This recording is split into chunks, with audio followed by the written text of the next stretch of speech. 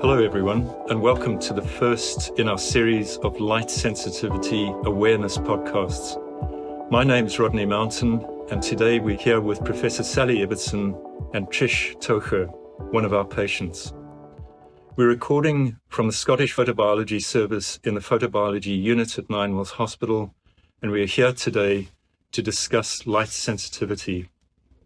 This series of podcasts is a part of our ongoing patient engagement work that the service is involved in, where we're trying to raise awareness of light sensitivity conditions in order to try and reduce the time that it takes for people to be referred to our service for testing and also to improve the lives of our patients. Let's start with a few introductions and a little bit more information about the service and the patients that are involved in the service. And could I start with you firstly, Trish? Would you mind just introducing yourself as one of the patients? Hi, my name's Trish. I have a condition called Chronic Actinic Dermatitis, and I've been a patient now at Ninewells since January 2017. Thank you. And Sally, do you mind just introducing yourself and the work that you do in this service? Yes, so I'm Sally Ibbotson. I'm a dermatologist and the lead for the Scottish Photobiology Service. And the Scottish Photobiology Service is hosted here in Dundee. It's a national service funded by National Services. And the purpose of this service is for the diagnosis, management, support and treatment of patients with light sensitivity diseases across the entire of Scotland. We've existed since the very early 1970s, and this podcast today is one step towards furthering our focus on what really matters to our patients in terms of engaging patients, involving patients in their own care, and trying to tap into what is the most important factors for patients with light sensitivity diseases. Thank you, Sally. And just sort of narrowing down a little bit, could you tell us a little bit more about chronic actinic dermatitis from a clinical perspective? What are the causes of the condition? How might people present as individuals with this specific condition? Yes, so this is a chronic, rare light sensitivity disease which presents itself as a dermatitis or an eczema, which often patients will, or the public will think of it as. So it's an eczema, which is an inflammation of the skin, which occurs on sites that are exposed to sunlight. Although the important thing is that patients are often sensitive to not only the ultraviolet part of the spectrum, but also sometimes to the visible part of light. So this means that patients can actually have problems with their skin and with dermatitis or eczema on their skin at any time of year. And this is one of the problems that we have in terms of late diagnosis and late recognition and late presentation to the service, is that patients will sometimes have problems on both sun-exposed and sun-protected sites at any time of year. And they can be affected with also artificial lighting and with light coming through window glass. And in this condition, over 3/4 of patients will also have lots of other allergies, such as allergies to perfumes or nickel or rubbers, for example.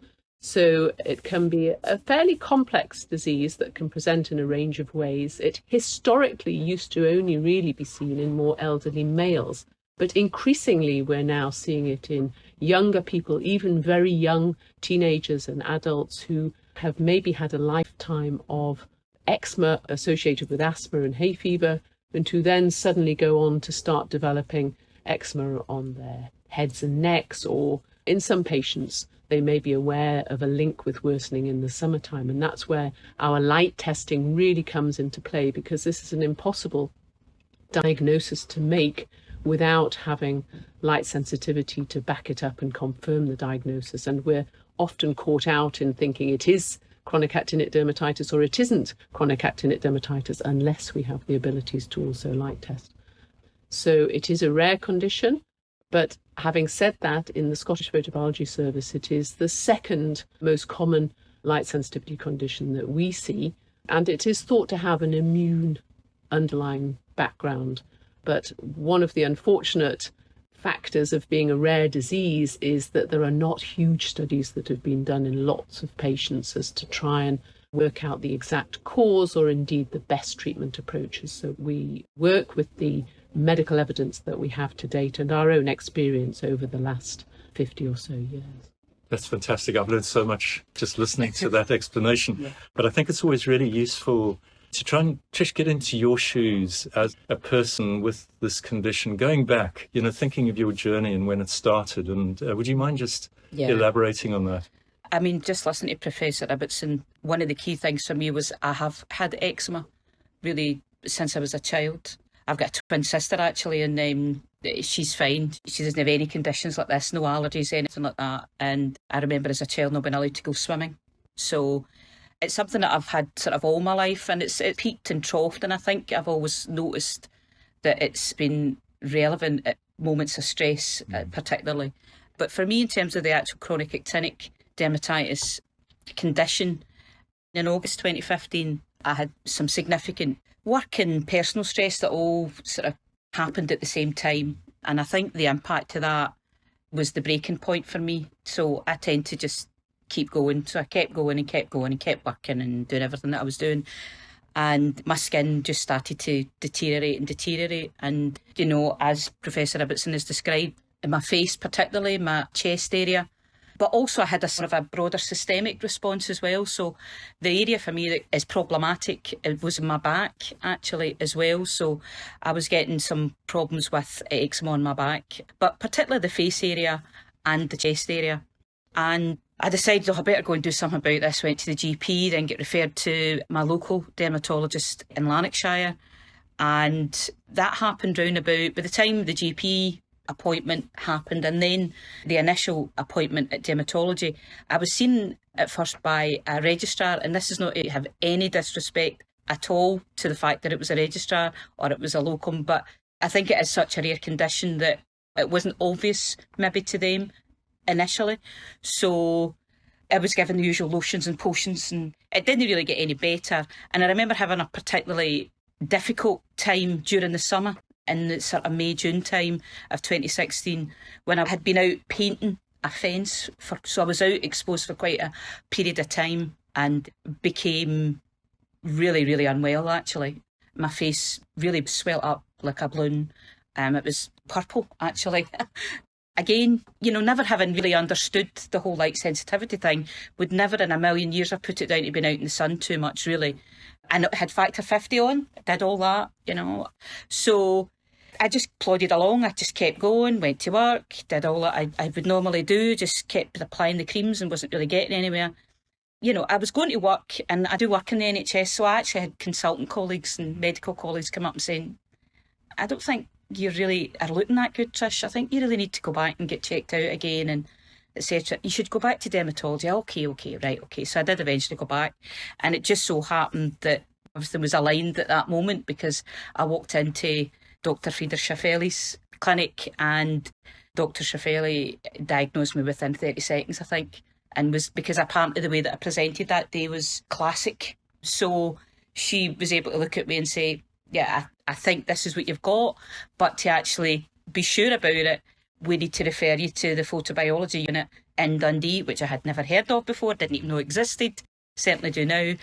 In January 2017, I became a patient and went through all the testing and got the diagnosis of chronic actinic dermatitis. And it was baffling, actually. The whole thing was just mesmerising. The experience of going through the testing, but also when Dr. Daw, who's just, he's just amazing. When Dr. Daw then sits you down and gives you the explanation, he does it in a technical way and then he breaks it down for you, which is really, really helpful. And to then be told that you have a condition where, the way that I describe it to Joe Bloggs, is I'm allergic to daylight. To even try and get your head around that's really quite difficult. It's difficult for me, and I think I was in denial with the condition for ages and ages. It was like, nah, you're not going to tell me I can't walk outside and I'm going to be okay. That's just nonsense. And of course, that it's no nonsense. So to be told by Dr. Daw at the first consultation that I was so sensitive, a January day, I had about 20 minutes exposure in a cloudy Scottish January before I would start responding. I really had to take a long time to try and really understand that. And so when I asked the question and I said to him, And what does that mean then in terms of the summer? And he said, well, you're so sensitive that you've probably got about 5 or 10 minutes, you know. Just listening to what you're describing to me, I mean, this is a really tough journey. Yeah. From both a physical perspective and an emotional one, and the way it impacts you in just day-to-day life. You know, it's huge. It's massive. What was funny actually was at work, I had been going to work in the office that I had the old strip lights. And I knew when I went into work, I wasn't great, but I knew when I left work, I was much worse than when I went into work. And I couldn't understand. And it turns out that it was the strip lights were emitting UVB, which was the particular bit of the spectrum that I've become intolerant to. And I'm now intolerant to UV as well. So even that experience, you know, that understanding that it's not just the daylight, it's not just stepping outside. You know, we had to change the bulbs in the house, change the bulbs in the office. You know, we had to change the car and make the car safer for me because I was 20 minutes in a summer's day, even in a car journey, was too much. Things like having 3 children, going out and hanging out washing, for me, in a summer's day particularly, you know, was brutal. So my neighbours are quite used to me now that the sight that they see when I'm hanging my washing out is quite creative, I think. You know, big hats, but also if it's particularly warm and if my face is particularly feeling sensitive and sore, I use a Tubifast bandage on it so I look like the Invisible Man. So, yeah, they've had that fright and that exposure, but they're used to it now and they understand why I do that. So it's just things like that that people might not quite understand about how it impacts, what you have to do to try and avoid it, but also if you do get caught out and if you're having a flare-up, what that actually means, you know. And for me, one of the hardest things was the systemic response, particularly around my back area. It impacted on what I could wear. I became quite almost phobic, I would say, actually, towards certain materials. I probably haven't even touched about 90% of my wardrobe. There's only a handful of things I can wear now that I have to be cotton. They have to really not be that good clothes because the creams that I was putting on, and I say was because I'm on a new drug now, but certainly for the sort of 4 years, you know, you couldn't put anything good on because the creams I was putting on my back would just go right through. So what then happens is it's that sort of, all of a sudden, you've got all these creams on. What you can put on is restricted. Therefore, you don't really want to go outside. So I was lucky that the work that I do, I can do with a phone and a computer. So for me, I've really been working from home almost for 4 years now. So I've almost been locked down for 4 years. And, you know, COVID for me in some ways was actually really quite good because it sort of brought everybody into my world in a sense. And it gave us Teams and it gave us an ability to see people, which I didn't normally have because I was just dialing into meetings. Sally, is this something you see as a common theme with people with a lot of these disorders in your... Yes, and thanks so much for that very heartfelt sharing with us, Tricia. That's really immensely helpful. And obviously today is about you and chronic actinic dermatitis particularly, but you know, just to say we see a very wide range of different types of light sensitivity disease, through from the commonest condition, which is polymorphic light eruption or PLE, or sometimes mistermed prickly heat, that actually is phenomenally common, affects about 1/5 of the population. And we only see the tip of the iceberg of people with polymorphic light eruption because in its usual mildest form, it may only trouble someone if they go on holiday to Tenerife or something, and it's otherwise they're perfectly fine. So I suppose to set it into context, what we're talking about today is chronic actinic dermatitis is one of the rarer and often more severe light sensitivity conditions. But not all light sensitivity conditions are severe, and often many are very readily managed by accurate diagnosis and by sensible advice on some protection measures, etc., and often even things like different types of light therapies, which we can come on to. When you have severe light sensitivity, where on testing somebody is, for example, abnormally sensitive to UVB, which is the sunburny bit of the sun, UVA, which is the sort of light that on a sunny winter's day or on a cloudy day will be present or can come through a car window, and even to visible light, which is obviously present all year round and virtually impossible to completely avoid, then that comes with many more impactful management challenges for us and huge challenges for you as the patient. One of the most important things for us is to make as accurate a diagnosis as possible so that we know exactly which wavelengths of light you're abnormally sensitive to, because that allows us to offer you help and support and advice appropriate to your light testing. We've increasingly recognised that light sensitivity has very specific challenges that have potential for major impact on life, both physical and psychological impact. And that's the whole purpose of our patient engagement programme of activities, to try and drill down onto what those specific issues are and to try and offer help and support. So in terms of sort of the basic measures, it would seem obvious that sun protection, so putting in things to, ensure that you're sitting in the shade, or you're wearing a hat, or you're wearing clothing of a weave that the light can't penetrate, or layered clothing, and you're wearing appropriate high factor sunscreens applied frequently enough. That's a mainstay. But by the time many people come to us, they've often got all of those measures in place. We'll fine tune that based on what your light testing results are. So, if you're sensitive to visible light and UVA, then normal sunscreens aren't going to be that helpful, and we'll need to tailor that. But I think an important thing is trying to support people to live as normal lives as possible with their light sensitivity. So chronic actinic dermatitis, we haven't talked yet about prognosis. Half of the people with CAD, as we'll call it, their light sensitivity will burn out over time, and they will go back to having normal light sensitivity. But of course, when you first come, we don't know which half you're going to fall into and when that will happen. Will it be next week, or will it be in 10 years' time? So our role is really to support people as best as possible and to offer continuity of care. And it's one of the reasons that we've developed our specialist photodiagnostic nursing role, Susan, who, after patients come and have a first diagnosis, we will follow up. And as you say, the pandemic has added some positives for us, because actually now it's as easy to access our service if you live on Stornoway as it would be if you lived in Dundee, because we have now developed and established virtual near-me video consultation. Yeah. We've got telephone follow-up advisory services. We've got email advisory services. We've got a photography email service where people can send in photographs and things. So sort of sun protection, support, advice, holistic care, really to recognise that this does impact majorly. And then obviously treating existing disease. So as you say, you've gone through the lotions and potions. Often people have by the time they come to us. Yeah. And so depending on the disease you present with, in CAD, for example, we sometimes use immune suppressing tablets. Paradoxically, we'll sometimes use light to try and desensitize people, using light that they're not sensitive to. But if you're exquisitely sensitive to all wavelengths of light, that might not be possible. And then now, as you mentioned, Trish, newer drugs, there are newer biologic drugs coming online based on good sound clinical evidence.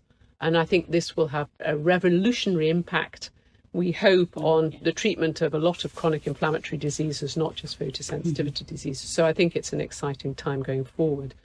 We also have to ensure that things like vitamin D are thought about. So if you strictly sun avoid and you live in Scotland, which is not renowned for its sunny weather, then the likelihood is you'll become vitamin D deficient. So we check vitamin D levels, we check that we're not missing other diagnoses, we advise on supplements, diet, etc. So the key thing is we're not a one-stop service. We will see you and we will offer ongoing advice appropriately. In CAD, we will almost invariably offer repeat testing and follow-up. And that's for a whole lot of reasons, really. Particularly, we know that when people come and have a diagnosis of CAD made and then go off and we see them back, 9 out of 10 people will say, oh, I think I'm much better. But actually, is that just because you've tailored your lifestyle accordingly, or is it because on testing you're better? So we do serial follow-up testing as well, because if your testing is getting better, you want to know. You don't want to strictly sun avoid. The other thing that we're increasingly doing is we're advising people on not to totally sun avoid. So being told you're abnormally light sensitive and then going and hiding away in a dark room is not the way forward for the most people with most light sensitivity diseases. And there's a caveat there, because there's the odd very rare condition like xeroderma pigmentosum where strict sun protection is critical. But for most of the light sensitivity conditions we're seeing, and this includes CAD, actually having graded low-level exposure on a repeated basis, or natural hardening as we now call it, can actually be very beneficial and can actually mean that people, for example, are less sensitive on, say, their chronically exposed bits of arms or faces than they would be at other sites that they keep entirely covered. I understand it's a massively impactful condition to have. From our perspective, it's a very rewarding and challenging set of conditions and diseases to try and make some inroad into, because the benefits of being able to help and support and advise in terms of supporting you and your whole care, it's our big focus in terms of importance, because actually our engagement events have highlighted that it's not only you, it's your family, it's your employers, it's your friends, and it's, and I know, Rod, you're going to come on. Yeah, I mean, that kind of leads me back to you, Trish, is just part of the reason why we're here today is about raising awareness and giving people a better understanding, both patients and clinicians, people working in the health service. What's been your experience of that, trying to tell people what you've got, explain it to family or friends or work colleagues? I think people don't understand it, and they can also, because it's the skin, they can be quite dismissive of it. And it's not even trying to be empathetic with you. They think, oh, it's the skin. Oh, well, I had a sunburn in, the summer of 1976. I know what that feels like. So people think they understand what it's like, but they really don't understand what it's like. And to talk about, well, I can't really go out into the sunlight. Some of the off-cuff remarks I would have from people would be, well, you're fine then, you live in Scotland, you'll be okay. So you don't get any real sympathy at all, frankly. It's just like, what's the big deal about that? And that's quite hard. That's quite hard because you've got a condition that has basically taken your life away, really. I mean, that's what it does. I mean, when I think about, in terms of the relationships that I've got, like my husband, it's impacted in all sorts of things between us, I would say. I think in terms of my kids became almost my carers at one point because I can't reach my back. I can reach bits of it. So to get creams on, to get particularly flared areas, to get steroids on at the right bit, or to get the emollients on, to ease the discomfort, you become reliant on people, really, in that sense. And that's quite difficult when you're a pretty strong, independent person, So, and even things like holidays, my family holidays. I mean, we're fortunate in a sense in that we've always, before it became fashionable, can I add, we always went down to Cornwall. So we've gone down to Cornwall for the last sort of 10, 15 years. And with hindsight, I can look back on some of those family holidays now. And I know that Dr. Dawes said, I think I've got PLE as well. So I can look back and think that I've had days where I've had other types of reactions in the sun, but things that I would do with my kids, go body surfing in the water, and all that was taken away from me. So the last few holidays we've had, I've been completely confined. In fact, the first holiday I actually had after the diagnosis, I was in such denial that I took my children for their first foreign holiday to Mallorca, because my response was, no, this can't be the case. No, I'm taking my kids to Spain. So I did, and I ended up completely covered up. All you could see was my eyes, and that in itself was actually much harder, because I would stay completely covered under two brollies with big hats and even towels over me. So I was staying in the shade. And if I wanted to get into the pool, I would put which was UV block, long sleeved and like long trousers, and like a balaclava type, waterproof, and then my glasses. And that in itself brought such attention. It was very uncomfortable. Yeah. And people were actually just look so different. I looked so different. They were filming me and taking pictures. And I found that really hard. And the irony is, I've had probably went in stark naked, they would have been, they wouldn't even have batted an eyelid. That's the irony of it. Yeah. But because I was completely covered up from top to toe, my girls found this quite hard, and I just said, right, come on, let's get in and play some volleyball. And we just went in and we just got on with it. But there was a couple of instances in that holiday that were quite difficult for me to deal with. So we never went abroad again.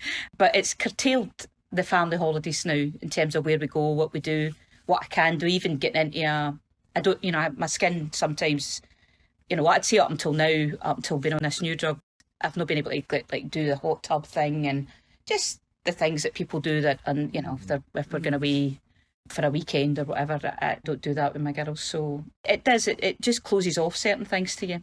You have to try and be creative as well. So, I mean, I'm all for, and that's very much how I try and live with the condition, is so that my kids can see that that's what life is. Life is a series of barriers that are put, nobody's life goes easy.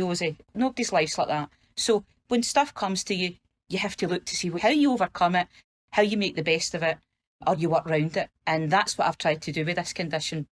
You're quite amazing in the way you've sort of had to adapt so many things in your life. And Can I just say one thing? I think the patient experience events have been just superb. They really have. And to be able to sit with other people and have the experience. And I always say, I mean, I'm in my 50s now and I've had a pretty good life. I'm not saying it's over. Sometimes when I start with that, it sounds as though it's over. And there have been times when I've been maybe that down that it feels like it, but you get yourself back up again and you move on.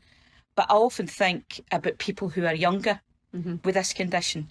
Because for me, being a mum of 3 kids, in some ways my happiness is determined by their happiness. So as long as they're okay, you can almost deal with everything else that life throws your way. But if I was in my 20s and 30s with this condition, again, I think psychologically and the way that it would impact in your life being a younger person, and even as well, if it was my child that had it, for me, I just think that adds a completely different dimension and I would say even a harder layer on top of my experience. Oh, yeah, completely. Yeah, so it's lovely to hear that those sort of engagement events work, because I think what you're trying to do as a department is to get that patient experience, to build a better service, to educate our doctors, GPs, everybody working in the community, trying to speed up a diagnosis, all these sort of elements. So this has been very, very useful. Yeah, no, it's very much to raise awareness for the public, for your friends, for your families, for I'm talking about you, but in general, employers.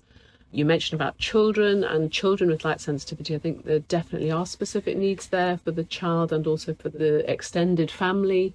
And we'll often need to contact teachers and schools about, for example, getting shades erected in the playground or getting UV protective window film fitted or adjusting artificial lighting.